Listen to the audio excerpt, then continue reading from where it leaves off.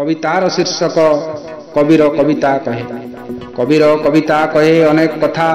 केबे केबे सुखिला पागरे करे वर्षा, शीतुआ सकाळे बुहाए गरम पवन, उदास मनरे संचारे पुलकता। कबीर कविता कहे अनेक कथा। कबीर कविता कहे समाजर गाथा, परिवर्तन स्वरूप करे प्रतिध्वनित, कुसंस्कार कुप्रथा करने विताड़ित, देखाए समाज को सुपथ देई वार्ता। कबीर कविता कहे समाजर गाथा। कबीर कविता कहे मनर आवेग को जनाए लुचि रही अकुहा कथा को, प्रकाश करे अप्रकाशित भावावेग को, प्रयास करे अन्य मने हस फुटाइबा को। कबीर कविता कहे मनर आवेग को। कबीर कविता कहे प्रकृतिर सुंदरता, जहा माटी मार कले होइथाय मंडित, उपमा अलंकारे सजाई ताकू करे आदृत, देखिबाकू जनमानसरे भरी दिए उत्सुकता। कबीर कविता कहे प्रकृतिर सुंदरता।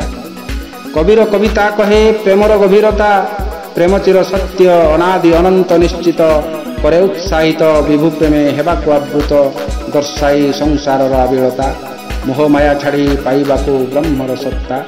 कबीर कविता कहे प्रेमर गभीरता।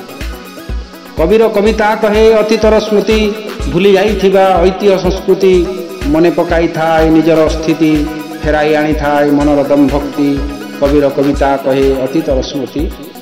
कबीर कविता कहे भविष्यतर कथा, अतीत वर्तमान को करी बहु समीक्षा, प्रेरित करे नेबाकू मानव दीक्षा, संपर्क अर्थ को बुझेइबाकू करे चेष्टा। कबीर कविता कहे भविष्यतर कथा।